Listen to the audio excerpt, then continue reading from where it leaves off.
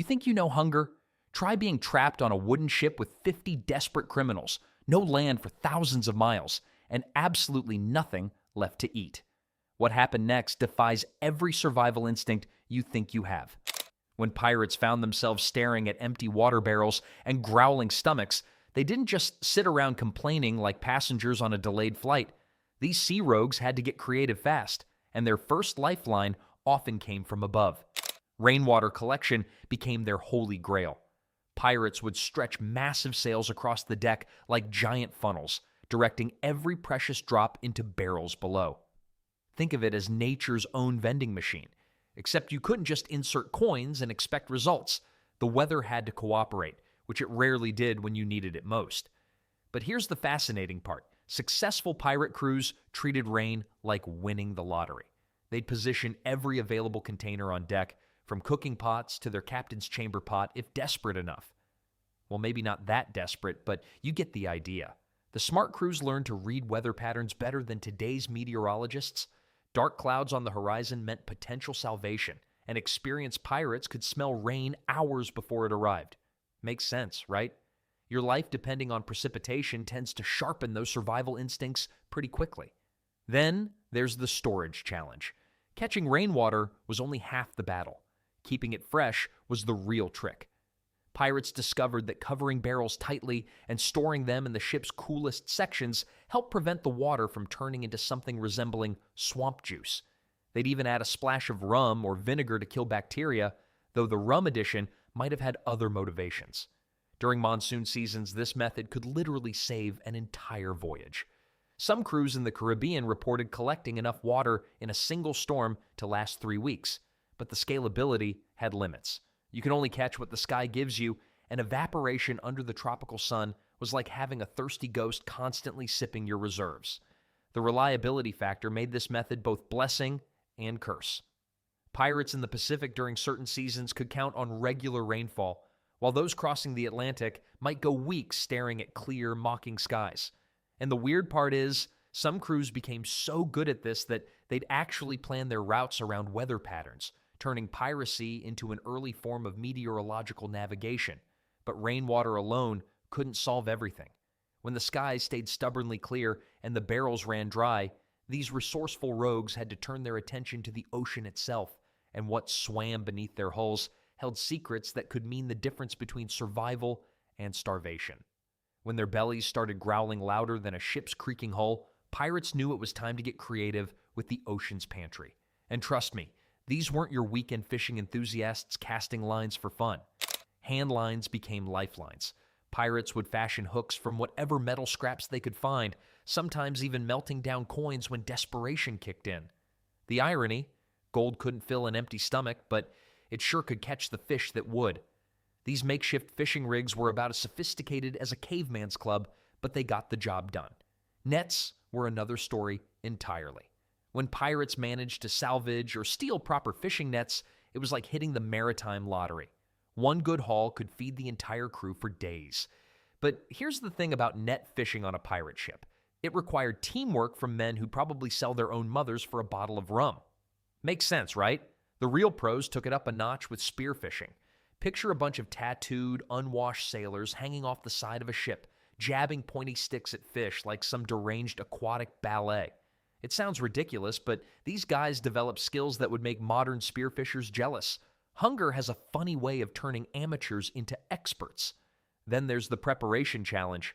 Catching fish was only half the battle. Keeping them edible was the other half. Without proper refrigeration, pirates had to eat their catch quickly or figure out ways to preserve it. Salt was precious. Smoking required fuel they couldn't spare, and drying fish on deck meant fighting off seagulls that were probably hungrier than the crew. But here's what's fascinating. Fish actually help prevent scurvy better than their usual diet of hardtack and salt pork. These accidental nutritionists were getting vitamins they didn't even know existed. The sea was basically running a free health food store, and pirates were unwitting customers. Well, the smart crews learned to fish during calm weather and store extra hooks and lines like treasure. Because when you're floating in the middle of nowhere and your stomach thinks your throat's been cut, a simple fishing line becomes more valuable than any chest of gold. Speaking of valuable survival methods, sometimes the ocean's bounty wasn't enough, and crews faced choices that would haunt them forever. When all other options failed and death seemed certain, some pirate crews crossed humanity's darkest line, cannibalism. Let's be clear, this wasn't their first choice. These weren't monsters plotting over dinner menus. These were desperate men watching their shipmates die one by one, knowing they'd be next if they didn't make an unthinkable decision. The most documented case? The crew of Captain Nathaniel Butler in 1622. After 43 days without supplies, they drew lots. The short straw meant becoming dinner for the rest. Brutal, yes, but it kept 12 men alive when all 14 would have otherwise perished. Here's what's fascinating. Pirates developed an entire protocol around this horror. They typically consumed those who had already died first. Makes sense, right? No murder required, just practical recycling. When that wasn't enough, they'd draw straws or use other fair methods to decide who was next. The psychological damage was devastating. Survivors' journals describe nightmares lasting years. Many couldn't eat meat again without vomiting. Some crews disbanded immediately after rescue, unable to look at each other. One pirate wrote that he saw his dead friend's face in every meal for the rest of his life. But here's the twisted part. It often worked as intended. Maritime records show that crews resorting to cannibalism had significantly higher survival rates than those who didn't. Cold mathematics of survival. The practice wasn't unique to pirates, of course. Naval crews, merchant sailors, even passenger ships. When the ocean decides to test humanity's limits, normal rules evaporate faster than fresh water under a Caribbean sun. What made pirate cannibalism different was their brutal honesty about it. While naval officers wrote flowery reports about tragic necessities, pirates kept blunt logs. Ate Jenkins today. Tastes like pork. Needs salt. The crew of the notorious Black Prince took it further. They actually ranked crew members by usefulness, creating a literal dinner list. The cabin boy was first, then the injured, then by reverse order of sailing experience. Efficient? Absolutely. Horrifying? Beyond words. Well, here's something that'll make you appreciate your grocery store. Some crews got so desperate they tried making soup from leather boots and canvas sails. Spoiler alert, it didn't work. Then there's what happened when these starving pirates spotted merchant vessels on the horizon. When pirates found themselves staring at empty barrels and gnawing on their last piece of hardtack, they didn't just sit around playing sad sea shanties. They did what pirates do best. They went shopping with cannons. Raiding trade ships became the maritime equivalent of a desperate grocery run. Except instead of forgetting your wallet, you brought your cutlass. These merchant vessels were like floating supermarkets, packed with everything from salted pork to exotic spices. The only difference? No checkout lines, just sword fights. But here's where it gets interesting. Not all raids were created equal. A smart pirate captain would scout their target like a hawk eyeing a particularly fat mouse. Spanish galleons? Jackpot. They carried enough food to feed a small army, which was convenient since that's basically what a pirate crew was. Dutch merchant ships? Also solid choices, often loaded with preserved meats and cheese wheels bigger than wagon wheels. The timing had to be perfect, though. Attack too early in a merchant's voyage, and you'd find mostly empty holds. Wait too long, and some other crew of sea dogs might beat you to the prize. It was like trying to grab the last slice of pizza at a family dinner. Hesitate, and Cousin Eddie gets it. Pirates developed an almost scientific approach to these raids. They'd study wind patterns, shipping routes, and seasonal trading schedules better than any modern logistics company. Some crews even kept detailed logs of which ships carried what cargo during different times of year. Who says pirates weren't organized? The psychological warfare was equally important. A well-timed cannon blast across the bow often convinced merchant crews to surrender without a fight. After all, most traders weren't paid enough to die for someone else's cargo. Smart pirates knew that cooperative prisoners might even share valuable information about other ships in the area. Success meant feasting like kings for weeks. Failure? Well, that's when things got really desperate and captains started eyeing their crew members with a different kind of hunger. The pressure was enormous. Mess up a raid, and you might find yourself explaining to very hangry pirates why there's still no food. Speaking of hunger making people do terrible things, some pirate crews discovered there were even more creative ways to solve their supply problems, ways that didn't involve fighting other ships at all. Not every pirate problem required bloodshed and violence. Sometimes the smartest captains knew when to put away their cutlasses and pull out their charm instead. Trading captured loot for food and supplies became an art form among seasoned pirates. Think about it. Why risk your crew's lives attacking a heavily armed merchant vessel when you could simply walk into a friendly port with a bag of stolen Spanish silver? Makes perfect sense, right? The process worked like a twisted version of your neighborhood farmer's market, except instead of selling homegrown tomatoes, pirates were hawking stolen jewelry and exotic spices. They'd swagger into taverns with pockets full of doubloons, ready to negotiate for barrels of salted pork, fresh bread, and, most importantly, clean drinking water. Nassau in the Bahamas became the unofficial headquarters for this kind of wheeling and dealing. The port welcomed pirates with open arms and even more open wallets. Local merchants didn't ask too many questions about where that beautiful silk came from or why there were bullet holes in those fancy pewter plates. But here's where it gets interesting. These weren't just quick transactions like buying groceries. Pirates had to be diplomats, smooth talkers who could convince suspicious merchants that doing business with them was worth the risk. Some captains were so good at this game, they built lasting relationships with suppliers who'd reserve the best provisions just for them. The really clever ones established credit systems. Can you believe that? Pirates with credit accounts. They'd promise future payments in captured goods, essentially running a floating layaway program. It was like having a medieval version of a business credit card, except your collateral was stolen treasure and your credit score was measured in cannon firepower. These trading relationships often came with unexpected bonuses too. Friendly merchants became sources of valuable intelligence about ship movements, naval patrols, and political situations. A chatty shopkeeper might mention that 3 Spanish galleons loaded with gold were scheduled to pass through next week. Information like that was worth its weight in doubloons. The whole system required a delicate balance of reputation management. Pirates had to be feared enough to be respected, but trustworthy enough to maintain business relationships. Too violent, and merchants would refuse to deal with you.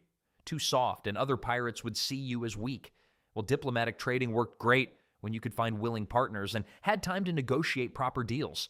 But what happened when pirates found themselves in the middle of nowhere with empty stomachs and no friendly ports in sight? You might think pirates were all about sword fights and treasure maps, but some crews had green thumbs that would make your grandmother jealous. These sea-roving rogues discovered something brilliant. Why starve when you can grow your own salad bar right on deck? Picture a weathered pirate captain, eye patch and all, tenderly watering his herb garden each morning like a suburban dad with his prized tomatoes. The irony is delicious, isn't it? Pirates would commandeer wooden barrels, fill them with soil grabbed from their last port, and plant whatever seeds they could get their calloused hands on. Parsley, mint, and scurvy grass became their floating pharmacy. These weren't massive gardens. Space was tighter than a miser's purse strings, but even a few green leaves could mean the difference between healthy gums and teeth falling out like autumn leaves. But here's where it gets interesting. Maintaining these gardens required more skill than most landlubbers possessed. Salt spray could kill delicate plants faster than you could say, "Shiver me timbers." Pirates had to position their barrels strategically, protecting them from harsh ocean winds while ensuring enough sunlight. They became amateur meteorologists, moving their precious plants around the deck like chess pieces. The real genius wasn't just growing food, it was preventing scurvy. Fresh greens packed with vitamin C kept crews fighting fit instead of becoming toothless, bleeding messes. Some pirate ships reported crews staying healthier for months longer than vessels without gardens. Smart captains realized that a handful of herbs was worth more than a handful of gold coins if it kept their crew alive. Then there's the psychological benefit nobody talks about. Tending plants gave pirates something peaceful to do between raids. Hard to believe these cutthroat criminals found zen in gardening, but desperate times make philosophers of us all. The most successful floating gardens belong to ships with experienced botanists, often former plantation workers or escaped indentured servants who knew which plants thrived in salty air. These green-thumb pirates became as valuable as navigators. Well, growing your own food solved part of the problem, but what happened when pirates needed fresh supplies they couldn't possibly grow in barrels? Sometimes the answer meant abandoning ship temporarily for something that required getting their boots dirty on solid ground. When all else failed, pirates would anchor near islands and turn into temporary treasure hunters. Except instead of gold, they were hunting for coconuts and anything else that wouldn't kill them.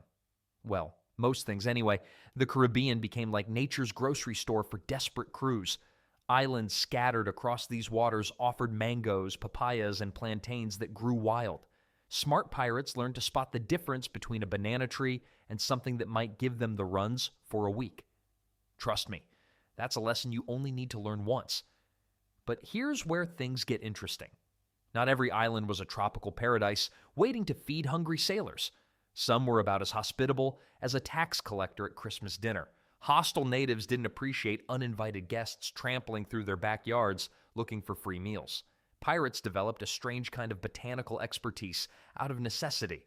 They memorized which berries were safe and which ones would have them seeing pink elephants before they died. Coconuts became liquid gold, providing both food and water in one convenient package that nature wrapped up like a puzzle box. The really clever crews sent small scouting parties ahead while keeping the main ship ready for a quick escape. Makes sense, right? Nothing worse than having half your crew poisoned by mysterious jungle fruit, while the other half fights off angry locals with pointy sticks. Then there's the medicinal angle that most people miss. Pirates accidentally became amateur herbalists, discovering plants that helped with everything from wounds to stomach troubles. Lime trees weren't just tasty. They were scurvy's worst nightmare. Some crews started keeping detailed notes about which islands had the best healing plants. Weather played a massive role in these foraging expeditions. Rainy seasons meant lush vegetation, but also meant dangerous landing conditions. Dry seasons offered easier access, but fewer fresh water sources and wilted plants that wouldn't feed a parrot. And the weird part is how these desperate food runs sometimes led to unexpected alliances. Friendly island populations would trade fresh provisions for manufactured goods or protection from rival tribes. Pirates who started as raiders occasionally became regular trading partners. The most successful foraging expeditions combined speed with knowledge. Get in, grab what you need, and get out before trouble found you. But what happened when even the islands ran dry or became too dangerous to approach? When nature's grocery store was closed for business, pirates had to get creative with their most precious resource, water itself. When the water barrels started running dangerously low, pirate captains had to become mathematicians faster than you could say scurvy. They'd gather their crew and announce the new reality with all the enthusiasm of a tax collector. 1 cup per man per day. That's it. Now, before you think that sounds reasonable, remember we're talking about guys who worked under the blazing Caribbean sun all day, hauling ropes and scrubbing decks. 1 cup of water for a full day's work? That's like trying to fill a bathtub with a thimble. The quartermaster, basically the ship's accountant with a cutlass, would carefully measure out each ration. He'd count heads, estimate days to the nearest port, and do math that would make your high school algebra teacher proud. Get it wrong, and the whole crew dies of thirst. No pressure there. But here's where pirates got creative in ways that would impress a modern survivalist. Some crews mixed their precious water with wine or rum to make it last longer. Sure, it wasn't exactly refreshing, but it kept everyone hydrated and slightly buzzed, which honestly made the whole "we might die" situation more bearable. The truly desperate crews started collecting their own urine and distilling it. I know what you're thinking, and yes, it's exactly as gross as it sounds, but when you're facing death by dehydration, your standards for fine dining tend to drop considerably. Then there were the psychological games. Captains would hide the true water levels from their crews to prevent panic. Nothing ruins morale quite like knowing you've got 2 days of water left and a week's journey ahead. It's like telling someone their parachute might not work right before they jump. Well, some pirates got so good at rationing that they could stretch a 3-day water supply into a full week. They'd measure drops like jewelers examining diamonds, waste nothing, and somehow keep entire crews alive through sheer discipline. The irony wasn't lost on anyone, surrounded by millions of gallons of water, yet dying of thirst. It's nature's cruelest joke. But what happened when even the most careful rationing wasn't enough? When the last drop was consumed and land was still nowhere in sight?